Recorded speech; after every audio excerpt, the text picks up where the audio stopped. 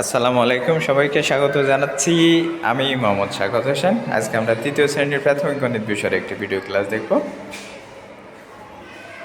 অধ্যায় 3 বিয়োগ, সেশন 31, পৃষ্ঠা 33। প্রথমে শিক্ষণফল। প্রিয় শিক্ষার্থীবৃন্দ, এই অংশটি তোমাদের জন্য গুরুত্বপূর্ণ নয়, অতএব এই অংশটি তোমরা এড়িয়ে যাবে। প্রিয় শিক্ষার্থীবৃন্দ, তোমরা কেমন আছো? আল্লাহর অশেষ রহমতে আলহামদুলিল্লাহ আমি অনেক অনেক ভালো আছি এবং আশা করছি তোমরাও আল্লাহর অশেষ রহমতে অনেক ভালো আছো। দ্বিতীয় শ্রেণীতে বিয়োগ সংক্রান্ত কী ধারণা লাভ করেছিলে তা স্মরণ করো। আশা করছি সবাই স্মরণ করতে পারছো। এখন সবাই নিজ নিজ খাতায় নিচের বিয়োগটি তুলে সমাধান করো। সবাই খুব সুন্দরভাবে কিন্তু নিজ নিজ খাতায় তুলে নিয়ে সমস্যাটি সমাধান করতে পেরেছো আশা করছি, কারণ এই ধরনের সমস্যার সমাধান কিন্তু আমরা পূর্ববর্তী পাঠে অনেক করেছি। কি করেছি না?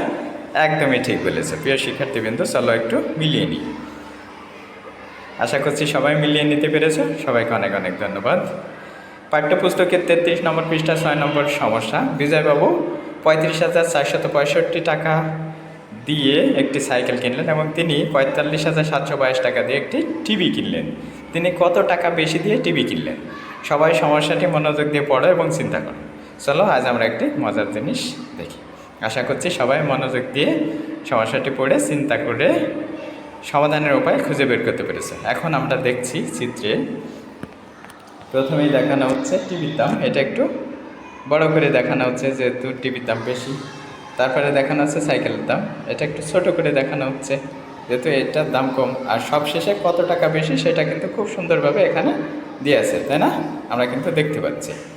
এখন কিভাবে এই বিয়োগটি করা যায় আশা করছি সবাই বুঝতে পেরেছো। আগের পাঠে যে বিয়োগ করেছো তার সঙ্গে কি মিল অমিল খুঁজে পাওয়া যায়। আগেও কিন্তু আমরা এই ধরনের বিয়োগ করেছি, সেই বিয়োগগুলো ছিল একটু ছোট সংখ্যার, এই বিয়োগগুলো একটু বড় সংখ্যার। এটা কিভাবে গাণিতিক রূপ দেওয়া যেতে পারে এই ধরনের সমস্যা আগে সমাধান করেছে কিনা? নিশ্চয়ই আমরা এই ধরনের সমস্যা সমাধান করেছি, কিন্তু ছোট সংখ্যার বিশিষ্ট সমস্যা ছিল সেগুলো। এখন জোড়ায় আলোচনা করে কীভাবে চিত্রের ব্যাখ্যা থেকে সমস্যাটি সমাধান করা যায় এবং মতামত দিতে হবে। আর হিসাবটি নিজ নিজ খাতায় তুলে নির্দিষ্ট সময়ের মধ্যে সমাধান করতে পারে। আশা করছি সবাই জোড়া আলোচনা করে সমস্যাটি কিভাবে সমাধান করা যায় সে বিষয়ে চিত্রে যে ব্যাখ্যা আছে সেই ব্যাখ্যা থেকে খুঁজে পেয়েছে এবং সবাই কিন্তু সমস্যার সমাধান করতে পেরেছো। এখন আমরা একটু মিলিয়ে দেব। আশা করছি সবাই মিলিয়ে নিতে পেরেছো। আমরা লাল কালিতে কিন্তু উত্তরটি এখানে দেখতে পাচ্ছি। সবাইকে অনেক অনেক ধন্যবাদ। পাঠ্যপুস্তকের 33 নম্বর পৃষ্ঠায় 4 নম্বর সমস্যাটি। আবিদের মায়ের কাছে 20,500 টাকা ছিল। আবিদ 3,685 টাকা নিয়ে বাজার করতে গেল। এখন আবিদের মায়ের কাছে কত টাকা রইল? সবাই মনোযোগ সহকারে পড়ে এবং চিন্তা করো।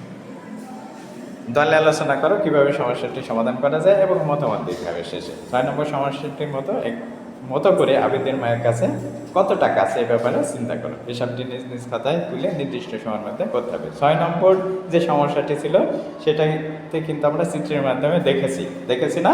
কতটুকু বেশি ছিল সেটাও কিন্তু আমরা দেখেছি। ঠিক একইভাবে চিন্তা করে এই সমস্যাটির সমাধান আশা করছি দলে তোমরা করতে পেরেছ।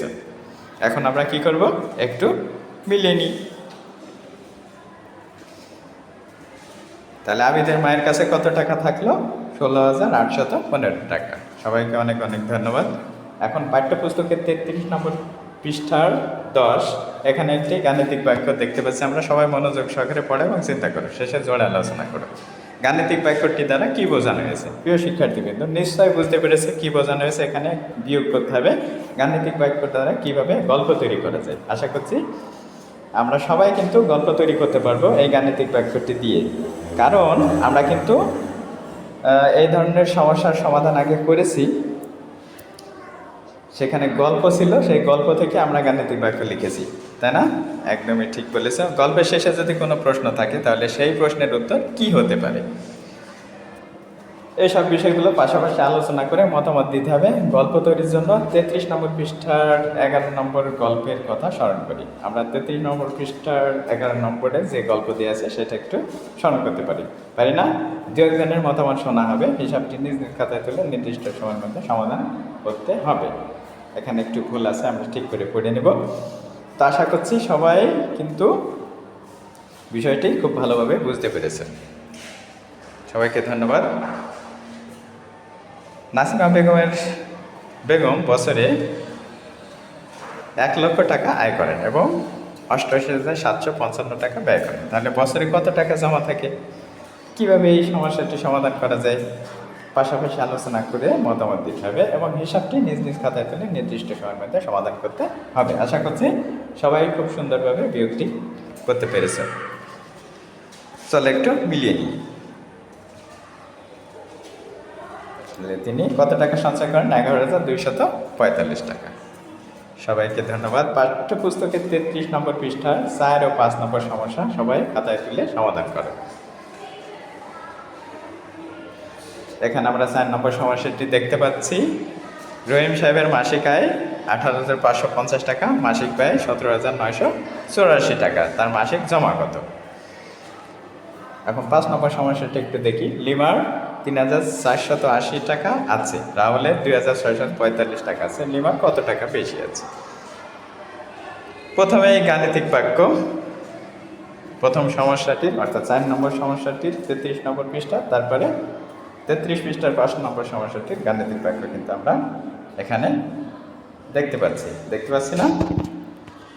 এটা 4 নম্বর সমস্যাটির গাণিতিক বাক্য আর তার ঠিক নিচে আছে 5 নম্বর সমস্যাটির গাণিতিক বাক্য।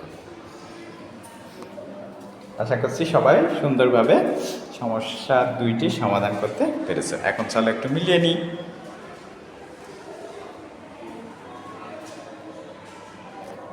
সবাইকে অনেক অনেক ধন্যবাদ এতক্ষণ সাথে থাকার জন্য। আজকের পাঠে আমরা কি শিখেছি? একদমই ঠিক, আজকের আমরা বিয়োগ শিখেছি। পরবর্তী পাঠে আরও বড় এবং মজার বিয়োগ নিয়ে আলোচনা করব। ততক্ষণ আল্লাহ সবাইকে ভালো রাখুক, সুস্থ রাখুক, সুন্দর রাখুক। আল্লাহ হাফেজ।